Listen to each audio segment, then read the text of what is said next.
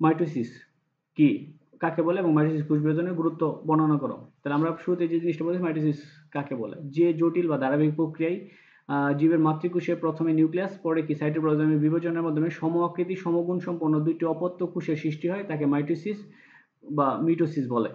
তো আমরা জিনিস বললাম যে একটা কি হবে, একটা কোষ ভেঙে কি করবে, দুইটা অপত্য কোষ মানে দুইটা ডটার সেলের উৎপত্তি ঘটবে, ঠিক আছে। এদের কি রকম বৈশিষ্ট্য থাকবে, সম আকৃতি এবং সমগুণ বৈশিষ্ট্য সম্পন্ন হবে, সেটাকে মাইটোসিস বলে। মাইটোসিসের গুরুত্বগুলো আমরা দেখব, গুরুত্ব, তাৎপর্য, প্রয়োজনীয়তা, যেটা আসুক এক প্রশ্ন লিখলে হবে। তো জীবদেহে মাইটোসিসের কোষ বিভাজনের প্রক্রিয়ার গুরুত্ব অপরিসীম। নিচে মাইটোসিস কোষ বিভাজনের গুরুত্ব উপস্থাপন করা হলো। তো প্রথম যে বিষয়টা আমরা দেখব সেটা হচ্ছে কি, আমরা বলছি জীবের দেহ গঠন এবং কি দৈহিক বৃদ্ধি। বহুকোষী জীবের জাইগোট নামক একটি কোষের মাইটোসিস বিভাজনের মাধ্যমে বহুকোষী দেহ গঠন হয়। তো আমরা জানি যে বহুকোষী জীব যারা আছে তাদের কি হয়, জাইগোট মানে শুক্রাণু এবং ডিম্বাণু মিলনের মাধ্যমে যে নিষিক্ত ডিম্বাণু আছে সেখান থেকে জাইগোট গঠিত হয়। আর এই জাইগোটটাই মানে মোটামুটি একটা সময় কি হয়, আমাদের বহুকোষী জীবের দেহ গঠন করে, মানে বিভিন্ন পর্যায়ে কোষ বিভাজনের মাধ্যমে, এবং এভাবে আমাদের দেহের বৃদ্ধি ঘটে। এরপরে আমরা দেখব বংশবৃদ্ধি। বংশবৃদ্ধি মানে কি, বহুকোষী জীবের মধ্যে সবার বংশবৃদ্ধি কিন্তু মাইটোসিস প্রক্রিয়ায় ঘটে না। শুধু বলছে কতক, মানে সিম্পল দুই একটা উদাহরণ আছে। যেমন বলছে কতগুলো এককোষী সুকেনিক জীব আছে তাদের মাইটোসিস প্রক্রিয়ায় কি হয়, বংশবৃদ্ধি হয়। যেমন বলছে কি ক্লামাইডোমোনাস, মানে সবার ঘটে না, কিছু এককোষী কি আছে জীব আছে যাদের বেলায় কি হয় এই প্রক্রিয়ায় বংশবিস্তার করে। এরপর দেখো জননাঙ্গ সৃষ্টি এবং কি জনন কোষের সংখ্যা বৃদ্ধি। মাইটোসিস কোষ বিভাজনের ফলে বহুকোষী জীবের জননাঙ্গ সৃষ্টি হয় এবং এর ফলে তারা কি করে, বংশ বৃদ্ধির ক্রমধারা বজায় রাখতে পারে এবং জনন কোষের সংখ্যা বৃদ্ধি করতে পারে। ঠিক আছে, এরপরে যে আমরা আকার আকৃতি রক্ষা করা, আমরা শুরুতেই বলছিলাম যে মাইটোসিস কোষ বিভাজনের মাধ্যমে নতুন যে কোষগুলো হয় তাদের নির্দিষ্ট আকার আকৃতি কিন্তু থাকবে এবং সেম ভাবে রক্ষা হয়। তার মানে বলছে কি, কোষ বিভাজনের ফলে কোষের স্বাভাবিক আকার আকৃতি, আয়তন এবং কি গুণাগুণ কি থাকে, বজায় থাকে। এরপরে যদি যাও নিউক্লিয়াস এবং সাইটোপ্লাজমের ভারসাম্য রক্ষা, আমরা আগে জানি যে নিউক্লিয়াস এবং সাইটোপ্লাজমের ভারসাম্য রক্ষা বিষয়টা হচ্ছে এরকম যে সাইটোপ্লাজমে অবস্থিত বিভিন্ন ক্ষুদ্র অঙ্গাণু যেগুলো আছে আমাদের রাসায়নিক উপাদান নিউক্লিয়াসের বিপাক নিয়ন্ত্রণ করে, ঠিক আছে।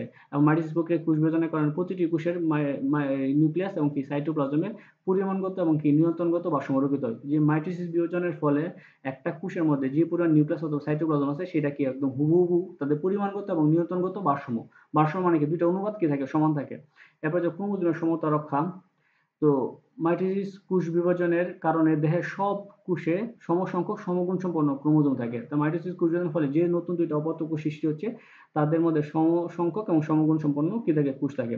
ক্ষতস্থান পূরণ, দেখো যে বিষয়টা বলছে যে বহুকোষী জীবের দেহে ক্ষতস্থান মাইটোসিস প্রক্রিয়ায় কি হয়, কোষ বিভাজনের মধ্যে সম্পন্ন হয়। মানে দেহের কোনো একটা জায়গায় যদি আমাদের ক্ষত সৃষ্টি হয় অথবা কি হয় কিছু কোষ মারা যায়, তাহলে সেটা কি হয়, মাইটোসিস প্রক্রিয়ার মাধ্যমে কি হয়, সেই নতুন কোষগুলা সৃষ্টি হয়। ক্রমাগত ক্ষয়পূরণ মানে কি, কিছু কোষ আছে যাদের আয়ুকাল কি নির্দিষ্ট, এগুলো যদি বিনষ্ট হয়ে যায় তাহলে সেগুলো কি মাইটোসিস প্রক্রিয়ার মাধ্যমে কি হয়, পূরণ ঘটে।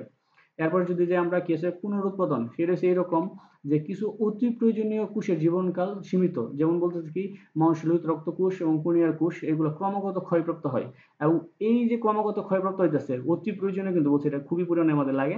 আর এটা কি হয়, মাইটোসিস প্রক্রিয়ার মাধ্যমে দ্রুত কি হয়, পুনরুৎপাদন ঘটে। এরপর আছে কি গুণগত বৈশিষ্ট্যের স্থিতিশীলতা রক্ষা। এই প্রক্রিয়ায় বিভাজনের ফলে জীবজগতের যে গুণগত বৈশিষ্ট্যগুলো আছে সেটা কি করে, বজায় রাখে।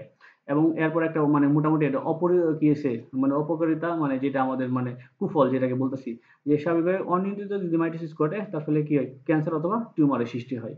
ঠিক আছে, তাহলে এই যে আমরা মাইটোসিসের কোষ বিভাজনের গুরুত্বটা পড়লাম, ঠিক আছে, এগুলো পয়েন্ট আকারে পরীক্ষাতে লিখবা। তারপরে আমি বলতেছি যদি কারো কাছে মনে হয় যে পয়েন্ট আকারে লিখলে বড় হয়ে যায়, তাহলে এখানে একটা শর্টকাট ছোটখাটো একটা দেওয়া আছে যে কোষ বিভাজনের গুরুত্ব, যেমন কি আছে ওই পয়েন্টগুলারই জাস্ট খালি এক লাইনের মাধ্যমে সাজানো হয়েছে।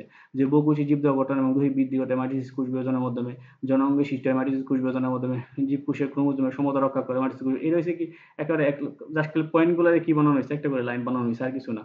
ঠিক আছে, ক্ষতস্থান পূরণ হয় মাইটোসিস কোষ বিভাজনের মাধ্যমে, এবং মাইটোসিস কোষ বিভাজনের মাধ্যমে কি হয়, নির্দিষ্ট আকার আকৃতি দেখো বজায় থাকে। মানে এই যে পয়েন্ট যেটি পড়তেছো তুমি, এই পয়েন্টগুলারই এক লাইন করে কি হয়েছে, দেওয়া হয়েছে।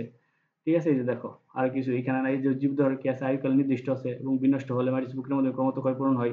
এবং অনিয়ন্ত্রিত কোষ বিভাজনের যে কথাটা আমরা কিছুক্ষণ আগে বললাম যে ক্যান্সার সৃষ্টি হয়, ক্যান্সার সৃষ্টি করে কি হিউম্যান প্যাপিলোমা নামে দুইটা ভাইরাস আছে, ভাইরাসের কি আছে দুইটা জিন আছে, ঠিক আছে। তো এটা তোমরা লিখতে পারো, যদি তোমার কাছে মনে হয় যে ওটা বড় হয়ে যায় তাহলে এই পয়েন্টগুলো লিখতে পারো।